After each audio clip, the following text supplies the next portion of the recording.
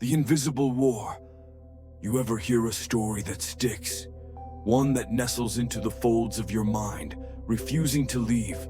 Something about it won't let go. Cap's story was like that. Now, if you've been following along, you already know the basics.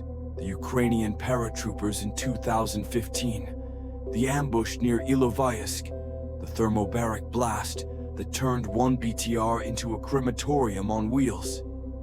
And then, silence, then screams, then gunfire, but not directed at the Ukrainians.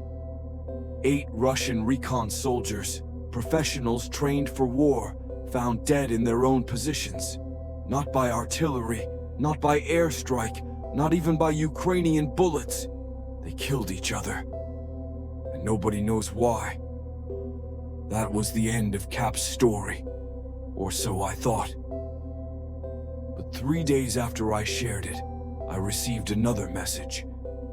From a different soldier. This one, American. Former recon Marine. Call sign, Walker. His words were short, cautious, but what he wrote made my blood run cold. I think I've seen something similar. Fallujah, 2004. Night patrol. We found an insurgent cell, already dead. All of them. Torn up like wild animals got to them, but it was inside.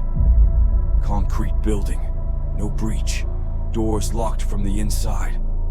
My CO told me to shut up and forget it. But one of them wrote something in blood on the wall before he died. 4 Cyrillic letters. Shum. It means noise. Let me repeat that. Noise. See, Cap said that before the scream started, there was a dead silence, the kind of quiet that feels wrong. Then came the noise, not from weapons, not from engines, from them, from the Russians, as if something snapped. And now here's a Marine, halfway around the world, describing the same pattern. Silence, then chaos, then a kind of madness that leaves only questions in its wake. You starting to see the pattern? Because I am. And it gets worse. After sharing Walker's message with Cap, he responded with a detail he hadn't included the first time. He said, "There was something else. Before it all began, our radios picked up interference, not static, but a low tone, like a hum, constant. Some of the guys said it made them nauseous. I dismissed it at the time.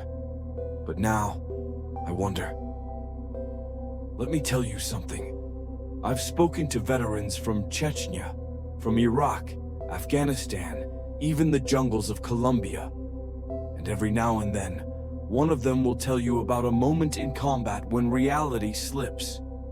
A flicker. A sound no one can trace. Orders given that nobody remembers saying. Entire units caught in a loop, the same few seconds replaying. One French Foreign Legionnaire swore to me his watch stopped for 13 minutes during a firefight in Mali. So did everyone else's. They only noticed when air support arrived 13 minutes late, except the pilot's log said he was on time. Cap called it the hand of God. His men whispered about angels. Others have called it psychological warfare. Infrasound. Weapons not meant to kill, but to confuse, destabilize, disintegrate the will. But all of those fall short when the result is 8 elite soldiers shooting each other to pieces. So maybe this isn't about nations, or flags, or even war. Maybe there are rules we don't understand. Invisible lines drawn in the dirt. Places where combat changes shape, where something older than politics takes the reins. And maybe, just maybe, there are entities that watch those places. We fight for land, fight for balance. We follow orders, they follow rules, unspoken, unwritten, but enforced with terrifying precision. Call it a glitch, call it divine intervention, call it madness. But if you're a soldier who knows someone who's been to the edge, ask them, quietly, off the record. Ask them if they've ever felt watched in a place no living thing should be. Ask if they've heard the hum. And if they have, tell them you're not alone.